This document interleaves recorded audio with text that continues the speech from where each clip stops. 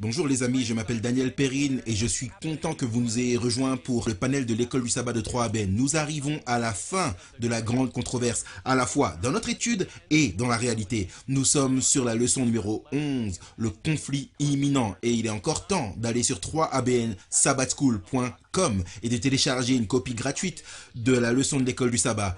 Un excellent outil à utiliser ou à partager. Nous reviendrons dans un instant pour commencer notre étude.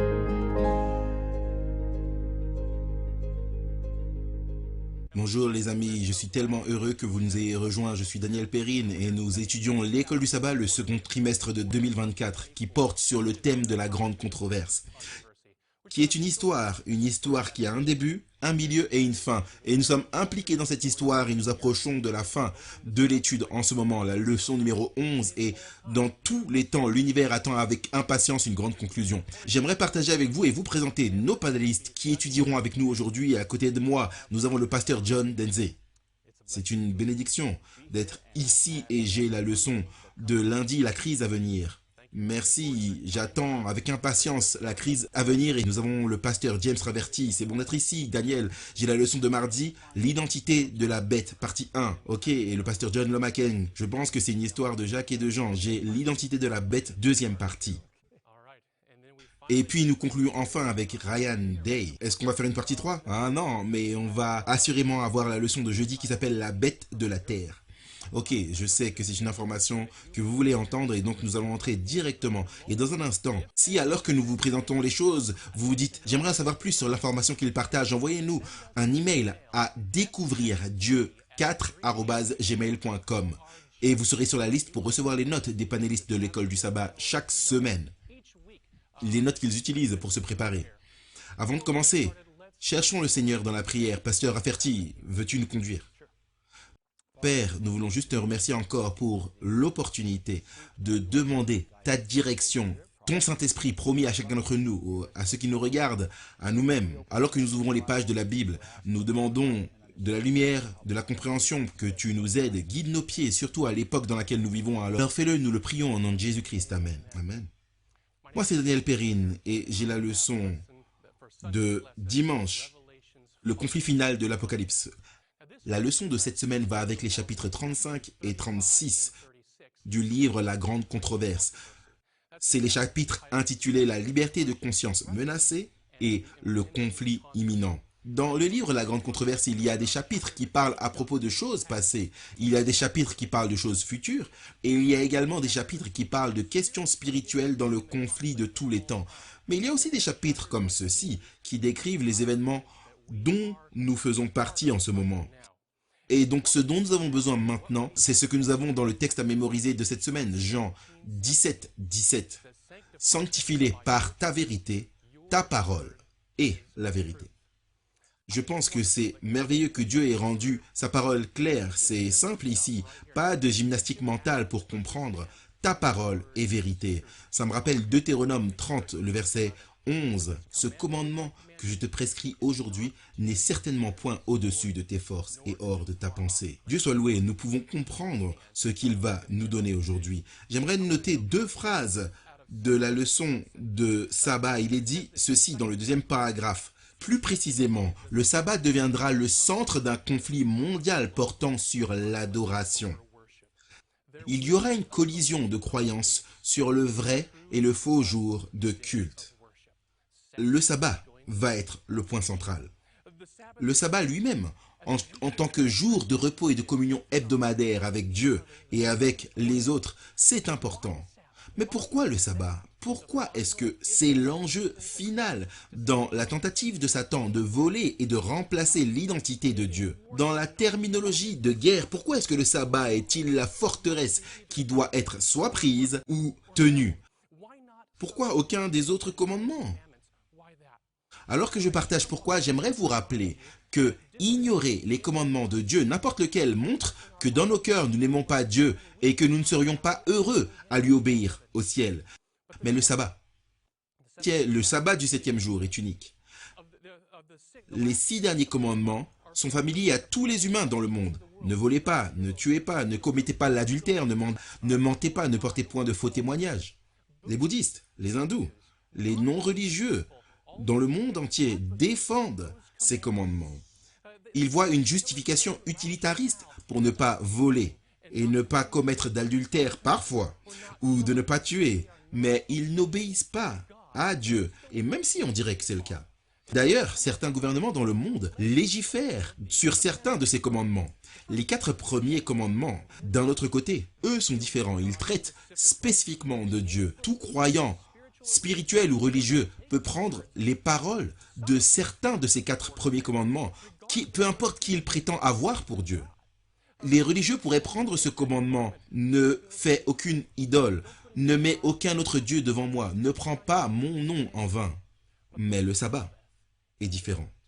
Le repos, pour cette période particulière de 24 heures, à chaque cycle de 7 jours, il n'y a aucune raison rationnelle pour cela, à part honorer le Dieu révélé dans cette Bible ici même, qui a créé notre monde en 6 jours continus littéraux de 24 heures. La leçon nous renvoie à la grande controverse à la page 605.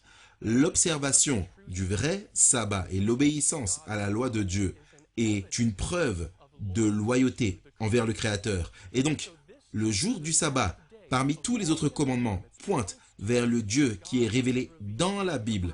Ce Dieu particulier, celui qui a créé. Et quand nous nous soumettons à lui dans l'amour, au Dieu qui est le Créateur, alors nous l'identifions également et l'acceptons comme celui qui nous soutient et qui nous aime, notre législateur digne de confiance et le juge final qui a autorité sur toute vie. Le jour du sabbat est ce qui révèle le caractère d'amour de Dieu pour le peuple qu'il a créé, et c'est le caractère de Dieu que Satan déteste absolument. Donc son désir, le désir de Satan, l'ennemi, c'est d'attraper tout le monde et de les détourner de ce Dieu d'amour. Et donc, il va tendre un piège. Et pour faire cela, il va nous tester jusqu'aux limites. Mais il ne va pas commencer avec le test final. Ce ne serait pas une bonne idée. Ouvrir ce piège trop tôt serait trop évident et cela dévoilerait sa tromperie. Et donc, il doit progresser jusqu'à cela lentement. Regardez comment il a fait cela avec Jésus dans le désert lorsque l'ennemi l'a tenté là. A-t-il commencé avec la tentation « Prosterne-toi devant moi et adore » ? Non, il a commencé avec le pain, l'appétit. Et c'est juste là où il a commencé avec Adam et Ève. Il a commencé avec l'appétit. En fait, Satan n'avait même pas besoin de tester Adam et Ève sur la question du sabbat, parce qu'il les a déjà vaincus avec l'appétit. Il y a une réalité qui donne à réfléchir ici, et c'est que de nombreux adventistes du 7e jour et d'autres chrétiens également, des chrétiens d'autres dénominations, malgré les conseils que nous recevons de la parole de Dieu et d'autres lumières qui ont été données à travers Ellen White, nous refusons de donner à Dieu notre loyauté et notre adoration dans le domaine de notre appétit. Et donc pour beaucoup d'entre nous, peut-être, l'ennemi n'a même pas besoin de nous tester sur le sabbat parce qu'il nous a déjà sur l'appétit. Nous ne voulons pas l'entendre. Nous refusons de lire à ce sujet. L'appétit signifie simplement ce que je veux. Et nous voulons ce que nous voulons. Et c'est dans tous les domaines. L'appétit, la musique, les films, les dépenses, manger et boire, les vêtements, les voitures, les maisons, la popularité, l'acceptation. Je veux ces choses. Et beaucoup de gens qui professent croire en la vérité de Dieu se choisissent eux-mêmes comme Seigneur. Je veux ce que je veux. Mais il y en a quelques-uns qui ne seront pas déloyaux envers Dieu pour rien au monde. Et donc l'ennemi va les tester sur tout. Et il va faire de son mieux pour les arracher de leur loyauté à Dieu. Apocalypse 14, verset 12 est devenu leur identité littérale, la patience des saints. Voici ceux qui gardent les commandements de Dieu et la foi de Jésus. Ils ont par la foi accepté la justice de Jésus et la loi n'est plus un facteur de motivation externe. Ils suivent l'agneau si étroitement que la loi qui est dans son cœur est devenue une partie de leur cœur également. Et pour eux, Satan prépare un plan à long terme comme un dernier effort pour vaincre, tromper si possible même les élus. Mais il doit rester secret à ce sujet. Dans le 5e volume des témoignages à la page 452, le mouvement du dimanche fait maintenant son chemin dans les ténèbres. Témoignage volume 7 à la page 14, ceux qui se placent sous le contrôle de Dieu pour être conduits et guidés par lui suivront le rythme régulier des événements qu'il a ordonné de se produire. Alors que les gens disent nous vivons dans un pays libre, ça ne pourrait jamais arriver ici. Pendant ce temps, des lois sont passées qui donnent une autorité illimitée à un petit groupe en cas d'urgence. Les changements financiers permettent de numériser la monnaie afin que l'accès puisse être rapidement fermé. Les chefs religieux sont reconnus comme des autorités morales et politiques. Une culture d'annulation agressive humilie quiconque est en désaccord avec la majorité.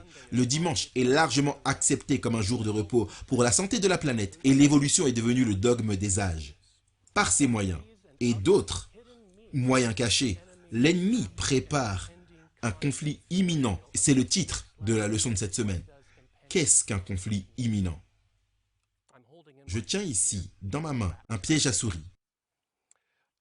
Et alors que je retire lentement le marteau, très lentement, progressivement, maintenant, chaque changement de position est si léger qu'il passe inaperçu. En regardant au piège, la couleur est la même. La base est la même, solide à la fondation, n'a pas bougé du tout. Vous pouvez à peine remarquer les changements qui ont lieu. Mais chaque ajustement progressif ici met des tensions sur ce ressort. Et ce que je crée est un conflit imminent, petit à petit. Et c'est ce qui se passe dans notre monde aujourd'hui, politiquement, financièrement, socialement, économiquement, spirituellement. Il y a un conflit imminent jusqu'à ce que le piège soit complètement et parfaitement tendu. Et maintenant, avec cette image, nous pouvons commencer à visualiser ce qui est écrit dans le 9e volume des témoignages. À la page 11, les agences du mal combinent leurs forces et se consolident. Elles se renforcent pour la dernière grande crise. De grands changements vont bientôt avoir lieu dans notre monde et les événements finaux seront rapides. Maintenant, c'est une bonne nouvelle pour ceux qui reconnaissent que Dieu les guide à travers un conflit et que ce sera bientôt terminé. Écoutez cette déclaration dans le 8e volume des témoignages à la page 23. La fin est très proche. Nous qui connaissons la vérité, devrions nous préparer à ce qui va bientôt éclater sur le monde comme une surprise écrasante. Elle ne s'abattra pas sur le peuple de Dieu comme une surprise écrasante, mais sur le monde. Nous voyons le conflit imminent arriver.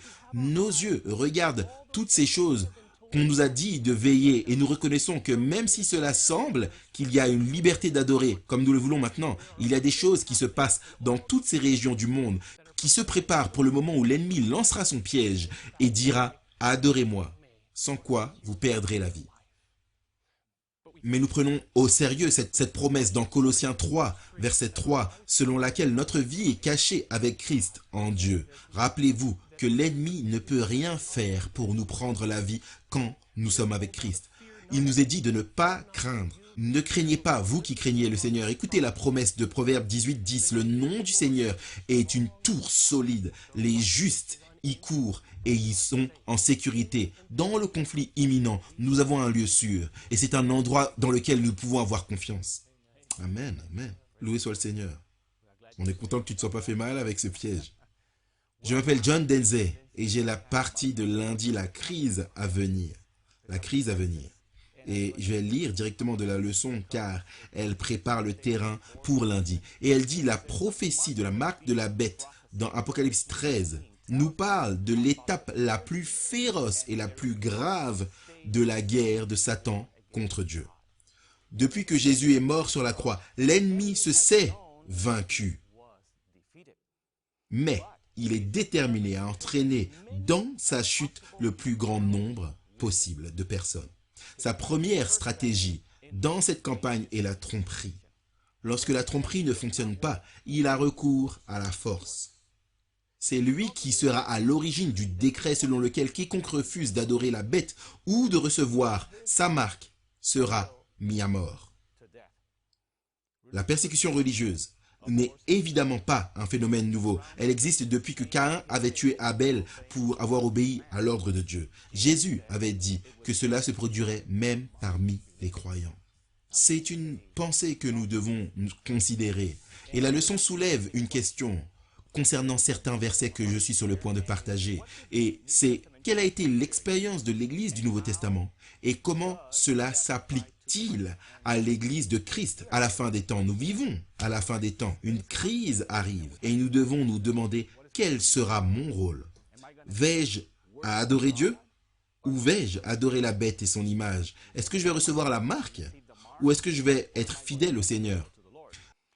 Jean 16, verset 2, dit « Ils vous excluront des synagogues, et même l'heure vient où quiconque vous fera mourir croira rendre un culte à Dieu. » Ce sont les paroles de Jésus. Et dans certains cas, au cours de l'histoire, il y a eu certaines personnes qui pensaient « Mais je rends un service à Dieu. » Nous avons un exemple avec Paul. Il pensait qu'il faisait l'œuvre de Dieu. Matthieu 10, 22. « Vous serez haïs de tous à cause de mon nom, mais celui qui persévérera jusqu'à la fin sera sauvé. » Par la grâce du Seigneur, vous et moi pouvons endurer jusqu'à la fin. 2 Timothée 3, 12. Or, tous ceux qui veulent vivre pieusement en Jésus-Christ seront persécutés. Pourquoi? Eh bien pourquoi? Parce que nous sommes dans un grand conflit entre le bien et le mal. Et Satan veillera à ce que vous ayez une sorte de souffrance. Actes chapitre 14, versets 21 et 22. Regardez ce que nous dit la Bible. Quand ils eurent évangélisé cette ville et fait un certain nombre de disciples, ils retournèrent à Lystre, à Icône et à Antioche, fortifiant l'esprit des disciples, les exhortant à persévérer dans la foi et disant que c'est par beaucoup de tribulations qu'il nous faut entrer dans le royaume de Dieu. Nous allons faire face à des difficultés, nous allons faire face peut-être à la persécution, nous allons faire face à des moments compliqués, mais notre emprise et notre force se trouvent en Jésus. Acte 20, versets 28 à 30, regardez ça. « Prenez donc garde à vous-même et à tout le troupeau sur lequel le Saint-Esprit vous a établi, surveillant, pour paître l'Église du Seigneur qu'il s'est acquise par son propre sang. Je sais qu'il s'introduira parmi vous, après mon départ, des loups cruels qui n'épargneront pas le troupeau, et qu'il s'élèvera du milieu de vous des hommes qui enseigneront des choses pernicieuses pour entraîner les disciples après eux. » Paul, ici, nous avertit qu'un temps viendra où, même parmi les croyants, vont surgir des gens qui vont chercher à attirer certains membres de l'Église loin de l'Église. Et nous devons être conscients de cela. Et même parmi nous, quelqu'un pourrait faire cela, même dans votre propre Église. Vous savez, la Bible nous dit qu'au sein de l'Église, il y a du blé et de l'ivraie. Ce n'est pas notre travail de dire « Ah, je pense que ce gars-là, c'est de l'ivraie. Oh, je pense que cette personne là-bas, moi, je suis du bon grain. » Considérons cette déclaration du livre évangélisé à la page 199. Vous l'avez entendu auparavant, la semaine dernière, il est dit « Nos pieds sont-ils sur le rocher des âges? Est-ce que nous nous confions dans notre seul refuge? La tempête vient implacablement dans sa fureur. Sommes-nous prêts à l'affronter? Sommes-nous un avec le Christ comme il est un avec le Père? Sommes-nous héritiers de Dieu et co-héritiers de Christ? Œuvrons-nous en copartenariat avec le Christ? Remarquez cette déclaration. Elle ne fait que parler d'être unis à Dieu, d'être unis au Christ. Et c'est ainsi que vous pouvez faire face à la tempête. Vous savez, mon père avait l'habitude de dire certaines choses et je me souviens encore à propos des temps à venir. Il a dit, vous savez, le diable ne pouvait pas détruire l'Église avec la persécution. Donc, il a adopté une autre stratégie. Œuvrer depuis l'intérieur pour essayer de détruire l'Église. Et nous pouvons regarder à l'histoire et voir comment cela s'est produit. Et Dans 1 Pierre 4, 12, il est dit « Bien-aimés, ne soyez pas surpris comme d'une chose étrange qui vous arrive de la fournaise qui est au milieu de vous pour vous éprouver. » Tout au long de l'histoire de l'Église, la persécution, nous l'avons vu. Et quand nous regardons à l'histoire, qu'est-ce que nous voyons? Nous voyons que parmi les Juifs, ils ont commencé à persécuter Christ, les disciples. Et au début, vous voyez les scribes et les pharisiens qui conduisaient et persécutaient les disciples du Christ. Et les Romains regardaient à cela et ils disaient « Mais c'est quoi le problème de ces gens? Ils se battent entre eux-mêmes. » Ils pensaient que les chrétiens faisaient simplement partie des Juifs et avaient les mêmes croyances. Et dans une certaine mesure, c'était le cas. Mais les chrétiens essayaient d'apporter la bonne nouvelle éternelle, l'évangile éternel, et dévoiler la lumière qui a été révélée par Christ. Et bien sûr, il y a eu le rejet de la part de la plupart des croyants juifs. Et puis les Romains ont commencé à persécuter les chrétiens également. Et la persécution a continué et finalement, même au sein de l'Église pure, est né un mouvement dont vous entendrez parler dans un instant. Un mouvement qui a grandi et est devenu encore plus grand que ceux qui ont choisi de rester fidèles à Dieu. Et ils sont devenus un petit, et la Bible les appelle un reste. Et donc, considérons Apocalypse 13, versets 15 à 17.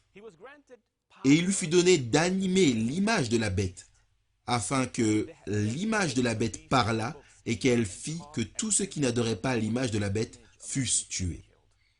Et elle fit que tous, petits et grands, riches et pauvres, libres et esclaves, reçussent une marque sur leur main droite ou sur leur front.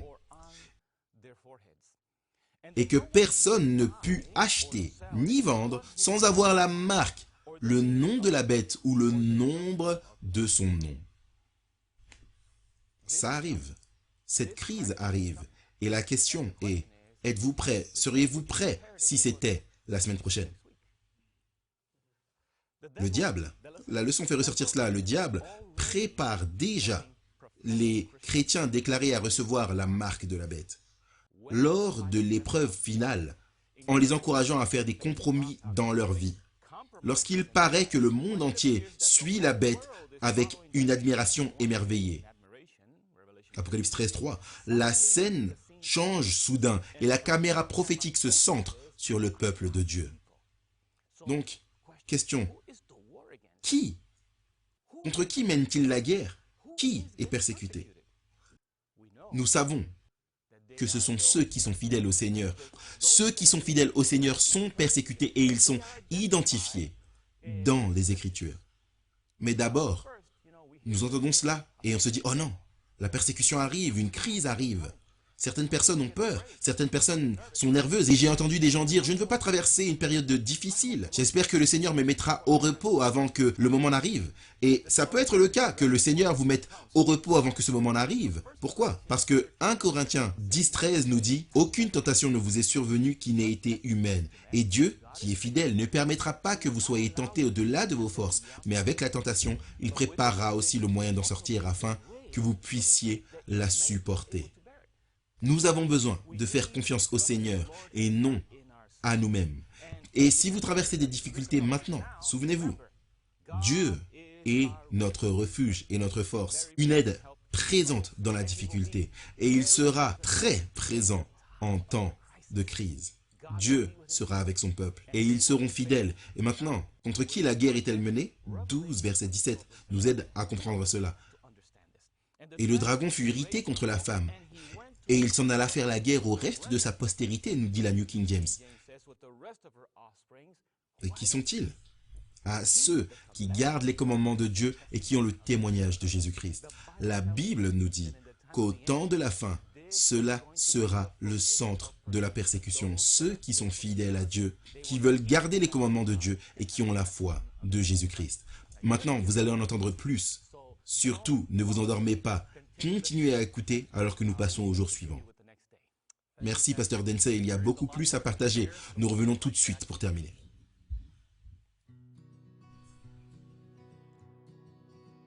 Est-ce que vous avez déjà souhaité étudier plus en profondeur avec les membres du panel de l'école du sabbat de Trois-Aben? Maintenant, vous le pouvez.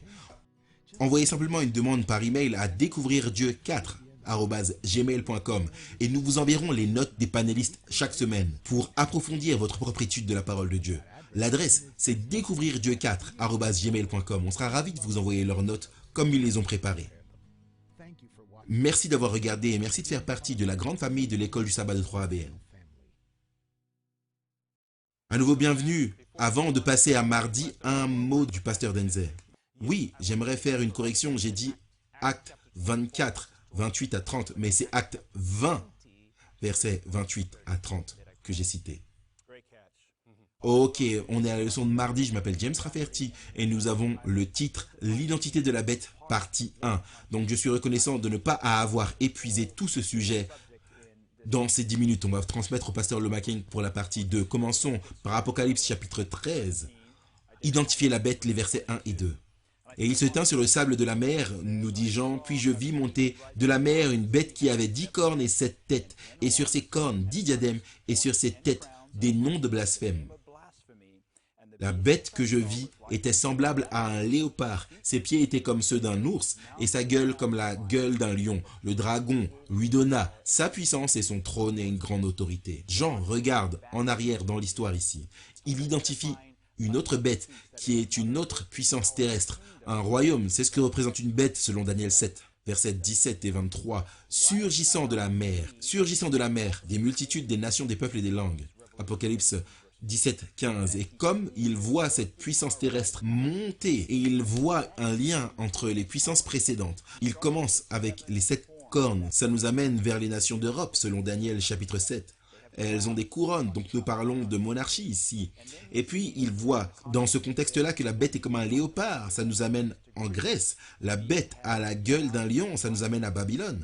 Les pieds d'un ours, c'est les Mèdes et les Perses. Et aussi, la bête reçoit son siège et son autorité du dragon. Identifions donc le dragon dans le contexte de cette histoire.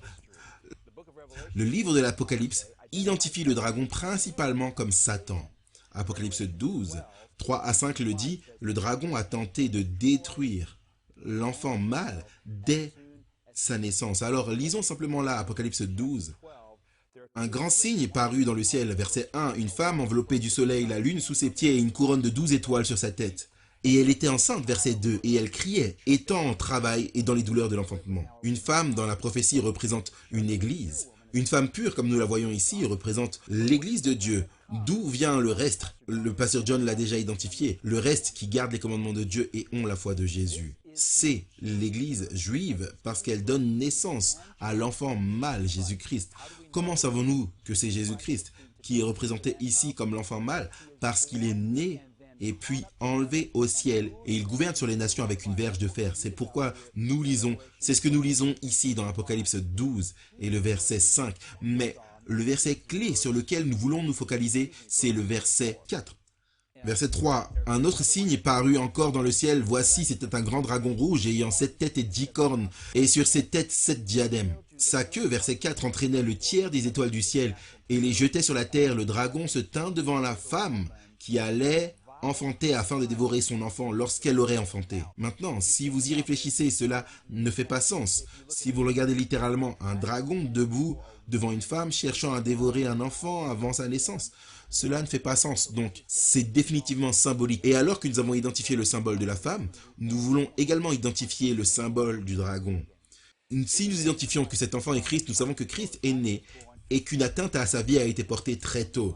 Nous trouvons ceci dans le livre de Matthieu, chapitre 2, versets 16 à 18. Hérode était le roi.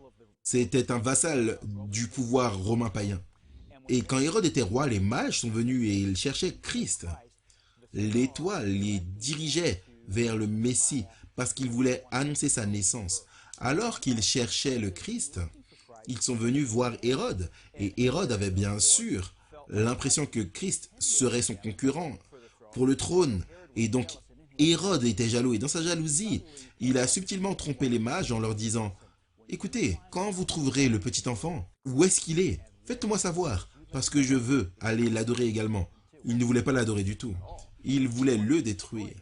Mais les sages ont été avertis dans un rêve de ne pas retourner vers Hérode après avoir donné leur don à Christ et l'avoir reconnu comme le Messie, ils ont pris un autre chemin. Et ainsi, Hérode, après quelques années, s'est rendu compte qu'il avait été trompé par les mages, et nous reprenons cette histoire ici dans Matthieu chapitre 2, verset 16. Alors Hérode, voyant qu'il avait été joué par les mages, se mit dans une grande colère, et il envoya tuer tous les enfants de 2 ans et en dessous, qui étaient à Bethléem et dans tout son territoire, selon la date dont il s'était soigneusement enquis auprès des mages. Donc, en gros, ce qui se passe ici, dans Apocalypse chapitre 12, est un résumé de cette histoire. La naissance de Christ à l'église juive, et alors qu'il est né, Hérode cherche à le détruire parce qu'il le voit comme un prétendant à son propre trône. Et nous voyons symboliquement une image du dragon cherchant à détruire l'enfant. C'est parce que le dragon est représenté par la Rome païenne à la naissance de Christ. Ce que nous voyons ici, c'est un principe très important, et c'est que le dragon, qui est identifié comme Satan, le diable, dans l'Apocalypse chapitre 12 et au verset 9, ce serpent ancien appelé le diable et Satan, œuvre à travers les pouvoirs terrestres. Ne manquez pas cela, s'il vous plaît, cela va vraiment nous aider alors que nous passons à notre leçon suivante et que nous continuons à identifier cette bête. Une bête est une puissance terrestre. Parfois, vous savez, la marque de la bête, on obtient, oh, qu'est-ce que c'est? La bête, ça doit être une terrible figure ressemblant à un dragon. Non, une bête représente simplement une puissance terrestre. Nous regardons cela tout le temps dans la relation avec les puissances terrestres. Aujourd'hui, par exemple, si nous regardons la nation de la Chine, nous identifions la Chine avec le symbole d'un dragon. Les États-Unis sont symbolisés par un aigle. L'Angleterre est symbolisée par un lion, la Russie par un ours. Donc Dieu utilise simplement la même terminologie, le même symbolisme que celui que nous utilisons, que l'humanité utilise. Une fois que nous comprenons le symbolisme, nous avons besoin de nous en débarrasser et d'être littéraux. Nous parlons ici d'une puissance terrestre. Satan œuvre à travers une puissance terrestre. Il œuvre à travers la puissance terrestre de la Rome païenne pour essayer de détruire le Christ. Et maintenant, il donne un siège et une autorité, un pouvoir à une autre puissance terrestre qui surgit à la suite de Babylone, des Mèdes et des Perses, la Grèce et l'Empire romain. Et quand nous regardons à l'histoire, il n'y a qu'une seule puissance qui corresponde à cette description. Continuons à lire la leçon ici. Ici, à propos de cette puissance de la bête, que le dragon lui a donné son trône, sa puissance et une grande autorité. Cette prophétie s'est précisément réalisée des centaines d'années plus tard, lorsque l'empereur romain Constantin déplaça sa capitale de Rome vers ce qui fut appelé Constantinople, ou la Turquie moderne. Cela laissa un vide de pouvoir dans l'ancien trône où siège des Césars, la ville impériale de Rome. Ainsi, la Rome païenne donna à la bête, la prochaine puissance terrestre, son trône, ou sa capitale. Isaac Baka a déclaré, en déplaçant le siège de l'Empire à Constantinople, Constantin a ouvert la voie à l'évêque de Rome pour s'exalter lui-même au-dessus de tous les hommes sur la terre et au-dessus du Dieu du ciel. Et ça, c'est cité du livre d'Edward Leroy Froom, La foi prophétique de nos pères, volume 3, à la page 213. La leçon en anglais continue de nous dire, selon Thomas Hobbes, la papauté n'est autre que le fantôme du défunt empire romain assis, couronné sur sa tombe. Et ça, c'est dans le New York Oxford University Press en 1966. Une analyse minutieuse révèle que la bête marine d'Apocalypse 13 est une puissance religieuse apostate qui surgit de Rome et devient un système mondial d'adoration. Apocalypse 13, 3 et 4. La bête n'est pas une personne, c'est une organisation religieuse qui substitue à la vérité de la parole de Dieu, les décrets humains. Nous voyons donc ici, dans la prophétie biblique, le symbolisme qui identifie les puissances terrestres comme des bêtes, se déplaçant à travers l'histoire. La prochaine bête qui reçoit sa puissance de la précédente, c'est la Rome papale. Et le dragon, la Rome païenne, identifiée dans l'Apocalypse chapitre 12 comme étant la puissance terrestre qui cherchait à détruire Christ dès sa naissance, donne son siège et sa puissance à la Rome papale. À Rome, dans la capitale même de son ancien empire, elle se déplace vers l'est jusqu'à Constantinople et est remplacée par la Rome papale. Et la Rome papale se développe, ensuite devient une puissance mondiale. Maintenant, il y a des marques d'identification de cette puissance terrestre. Et je crois que le pasteur Lomakeng va commencer par l'identifier ou commencer à nous connecter à ces marques d'identification.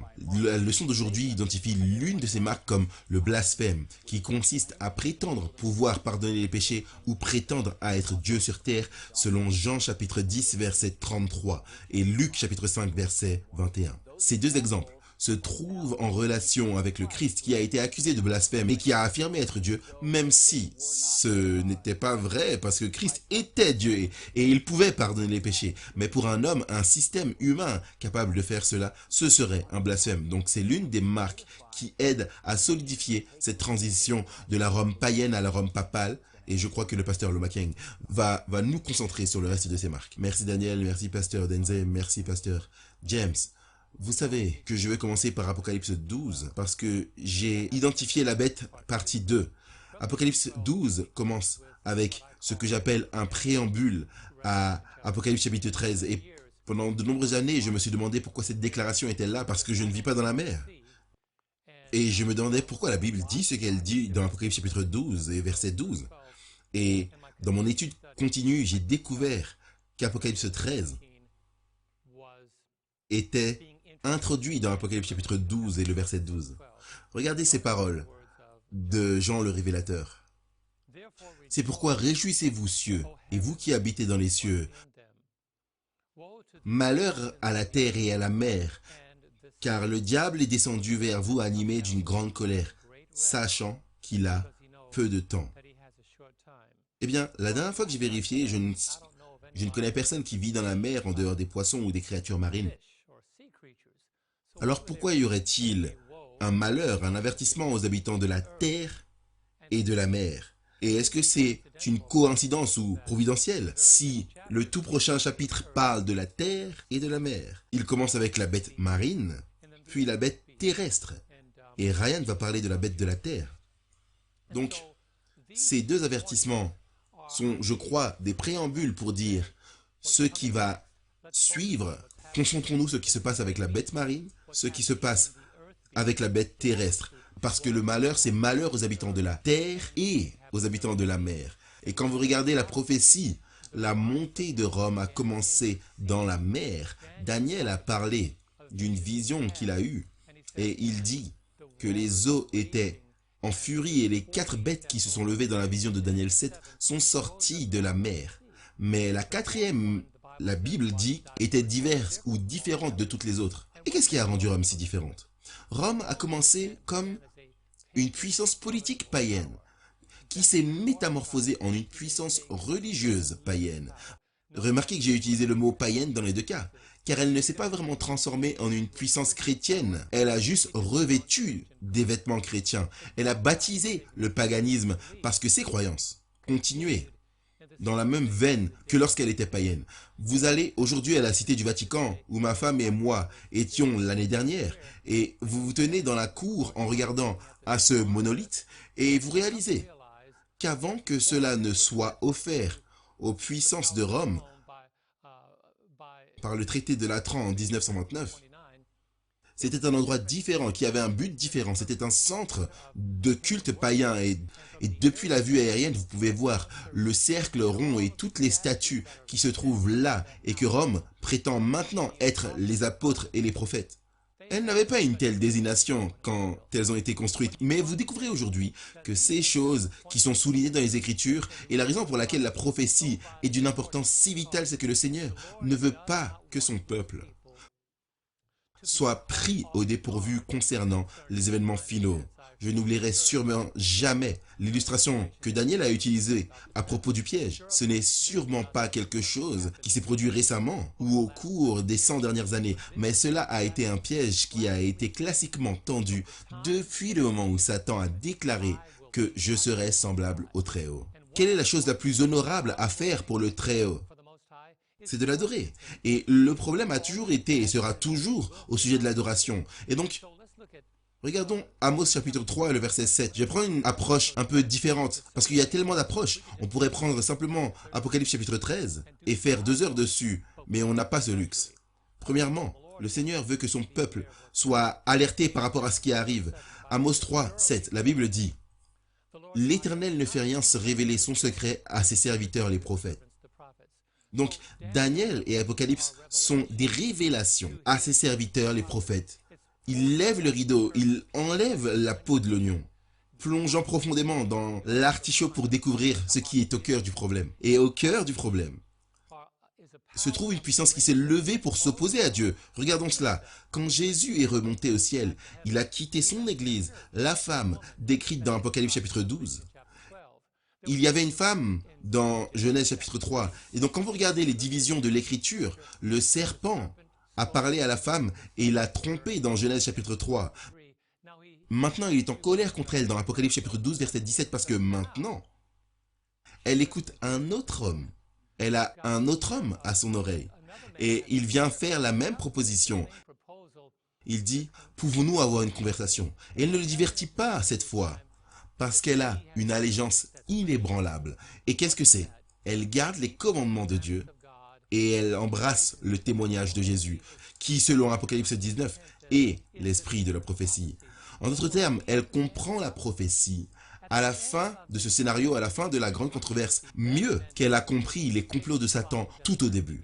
Donc, elle n'est pas dans les ténèbres. Et à mesure que nous approchons de la prophétie et la vérité sur la bête de l'Apocalypse, nous voyons que lorsque nous parlons d'Apocalypse chapitre 13, la Bible, sans équivoque, décrit la bête ressuscitée, la puissance ressuscitée de Rome, qui a reçu une blessure mortelle en l'an 1798, mais ensuite cette blessure a été guérie et a commencé à être guérie en 1929, lorsque la cité du Vatican a été offerte par le traité de Latran. Ainsi, nous le voyons aujourd'hui, et je le dis, qui commence à être guérie. Elle n'est pas encore complètement guérie, parce que tant que ce qui a causé la blessure n'est pas inversé, la blessure n'est pas complètement guérie. Donc la question est de savoir ce qui a causé la blessure. La montée de la réforme protestante a causé la blessure. Lorsque Martin Luther a protesté contre les dogmes de l'Église, il n'a pas seulement protesté contre l'autorité du Vatican. Il avait 95 raisons. Et donc aujourd'hui, il y a un monsieur qui a perdu sa vie il n'y a pas si longtemps, du nom de Tony Palmer. Il a dit, comment peut-il y avoir des protestants quand la protestation est terminée? Non, la protestation n'est pas terminée. La protestation originale était soit le salut par la grâce au moyen de la foi en Jésus-Christ seul, soit le salut par les œuvres. Rome avait imposé aux gens de nombreuses œuvres qu'ils font encore aujourd'hui. Mais il a dit que maintenant, nous sommes sauvés par la grâce au moyen de la foi pour les bonnes œuvres. Rome dit supposément à ceux qui sont protestants que la protestation est terminée. Et puis il dit, il n'y a qu'une seule église. L'église mère, l'église catholique romaine. Donc la Bible identifie cette bête d'Apocalypse chapitre 13, verset 2. Et remarquez ce qu'elle dit concernant son origine. Apocalypse 13, verset 2. La bête que je vis était semblable à un léopard. Ses pieds étaient comme ceux d'un ours et sa gueule comme la gueule d'un lion. Avant d'aller plus loin, à la fin du verset, pourquoi est-ce que ces puissances sont représentées? Parce que c'est un regard en arrière. Daniel regardait, lui, vers l'avant, il regardait le lion, l'ours, le léopard. Jean regarde en arrière le léopard, l'ours et le lion. Et ainsi, alors que Rome apparaissait et commençait à se manifester, il dit toutes les puissances qui ont été supprimées pour donner l'importance à cette puissance. Mais il y a quelque chose de fou qui se dit à propos de cette puissance qui n'a pas été dit au sujet d'aucune autre puissance, le lion, l'ours ou le léopard. Regardez la fin d'Apocalypse 13. Le dragon lui donna sa puissance, son trône et une grande autorité. Attendez une minute. Le dragon même qui est en colère contre ceux qui gardent les commandements de Dieu, c'est le même dragon qui a donné à Rome sa puissance, son trône et une grande autorité. Et je vais juste dire 2-3 choses par rapport au jour de Ryan. En fait, non, même pas, je vais le laisser en parler. Mais le dragon n'est nul autre que le serpent d'Apocalypse 12, 9. Le serpent appelé le diable et Satan, donc il a un plan stratégique. Depuis le jardin jusqu'à la seconde venue de Jésus, il a voulu être comme le Très-Haut, alors il a établi sur terre une puissance pour soutenir cette puissance de Dieu. Quelle puissance de Dieu? Ceux qui gardent les commandements de Dieu et ont le témoignage de Jésus. Et donc, comme Daniel l'a souligné, l'accent particulier est mis sur le sabbat. Aucun chrétien ne veut vraiment transgresser les 9 autres. Mais lorsque vous mentionnez le sabbat d'une certaine manière ou d'une autre, l'esprit du mal fait surface et toute excuse illégitime, non supportée par les Écritures, est donnée. Parce que Satan veut usurper l'autorité, il veut prendre l'autorité de Dieu. Il veut être comme le Très-Haut. Et qu'est-ce que cela signifie? Je veux être adoré comme celui qui peut créer. Il ne peut pas créer.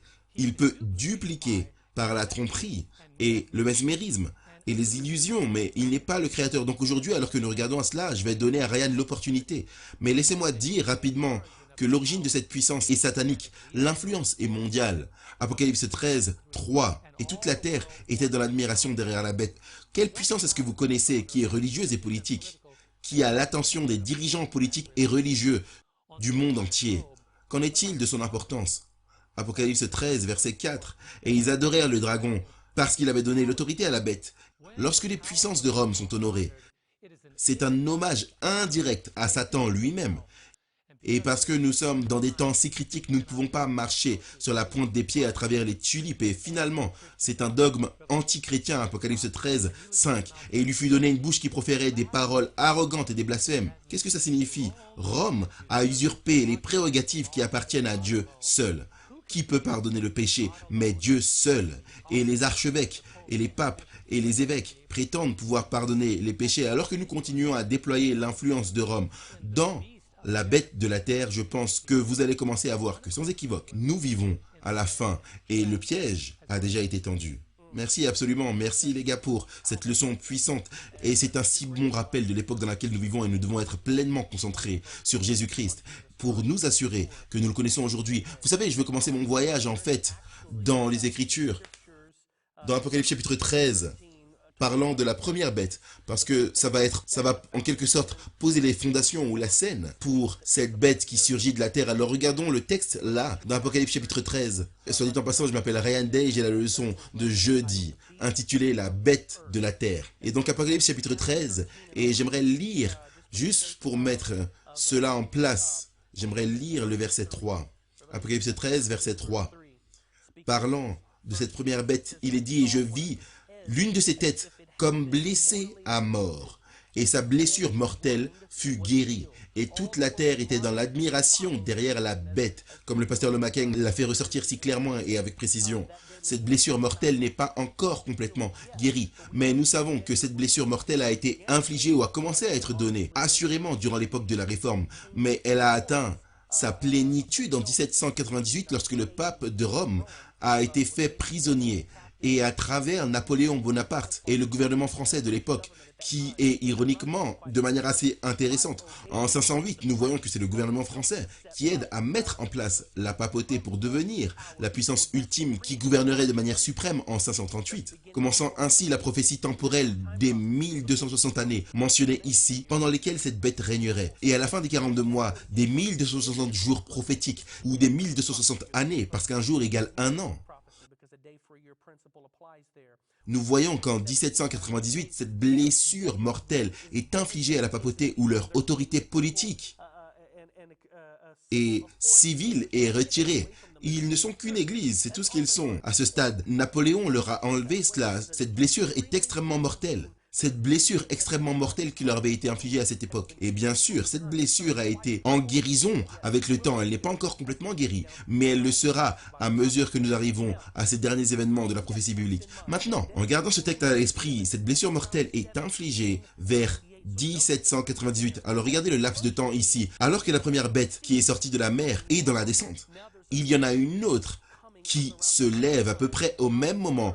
Et nous nous retrouvons dans Apocalypse chapitre 13. Et j'aimerais simplement lire le texte et ensuite nous parlerons de ce que ce texte signifie. Apocalypse chapitre 13, versets 11 à 18. Regardez ce que la Bible dit.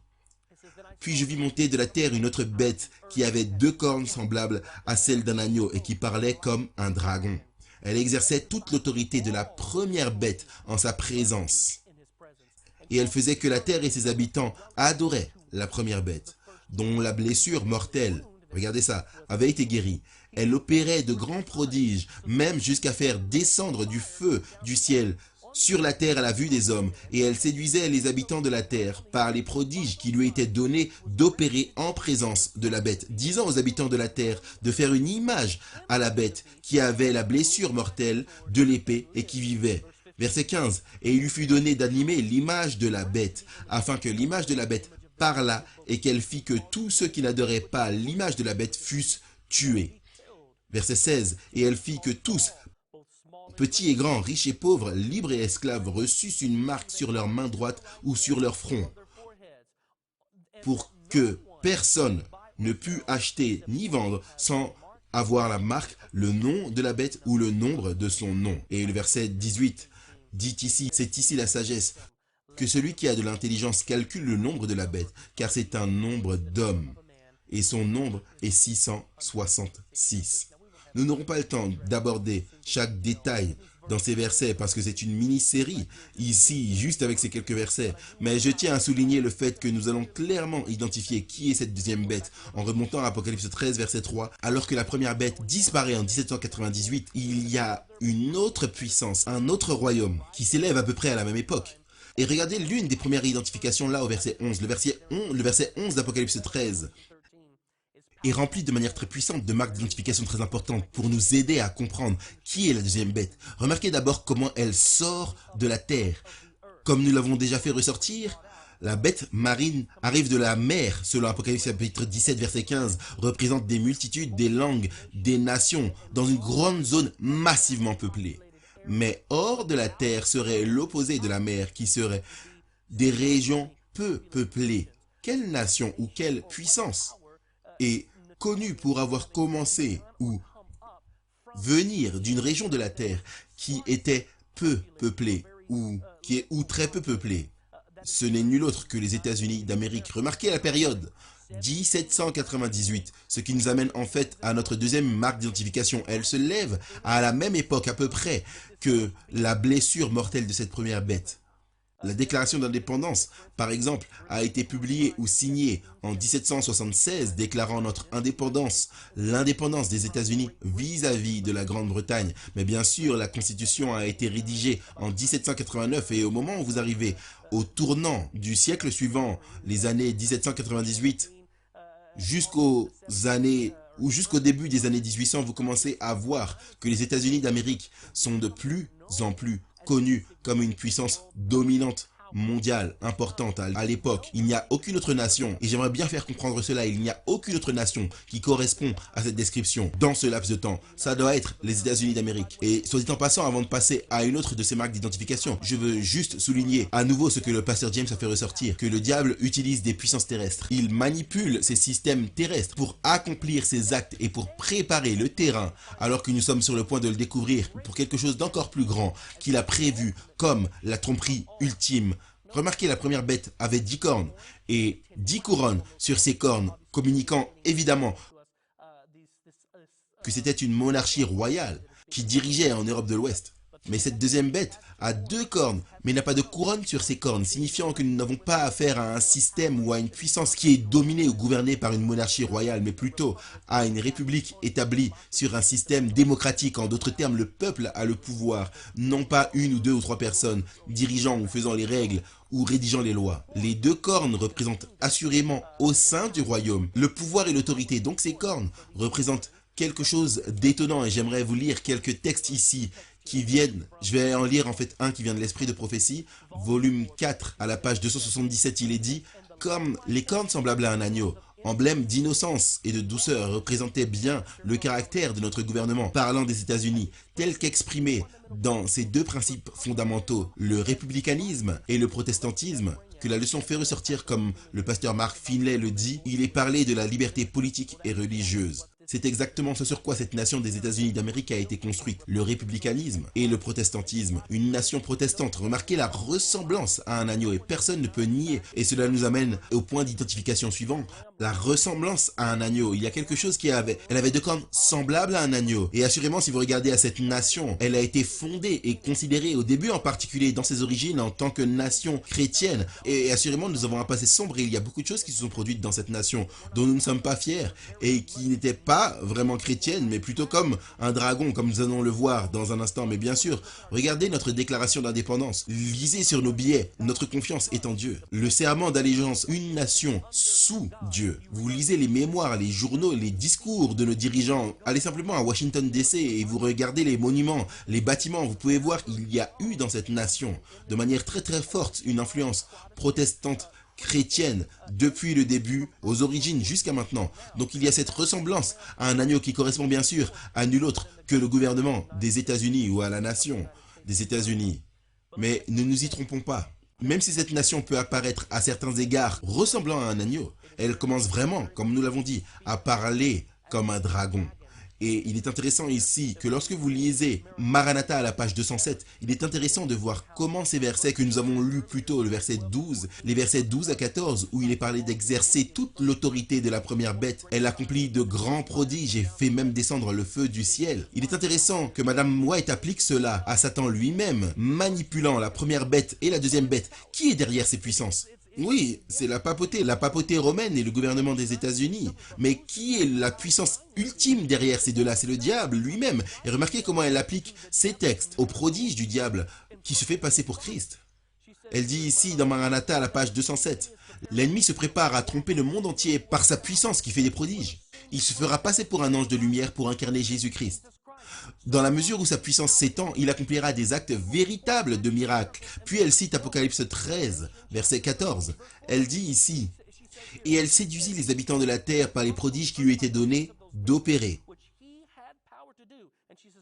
Elle dit non seulement ce qu'il prétend faire, quelque chose de plus grand que de simple imposture est mis en évidence dans cette écriture, mais il y a une limite au-delà de laquelle Satan ne peut pas aller. Et ici, il appelle la tromperie à son aide et contrefait l'œuvre qu'il n'a pas la puissance d'accomplir. Dans les derniers jours, il apparaîtra de telle manière à faire croire aux hommes qu'il est le Christ, venu pour la deuxième fois dans le monde.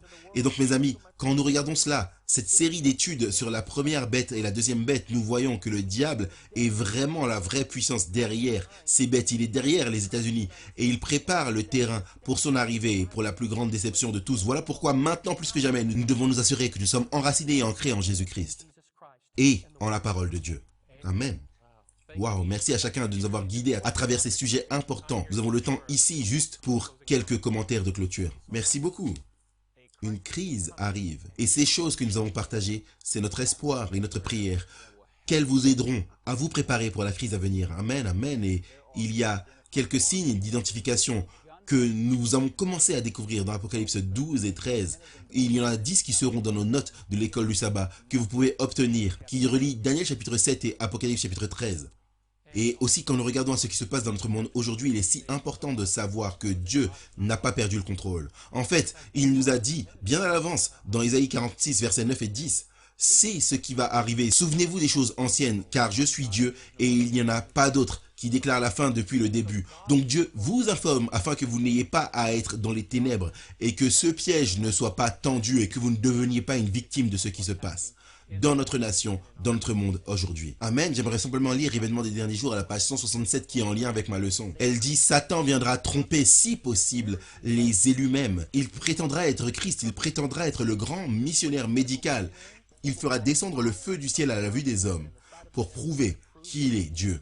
Mais comme Jésus l'a dit, l'homme ne vivra pas de pain seulement, mais de toute parole qui vient de la bouche de Dieu. Alors placez votre confiance en Jésus.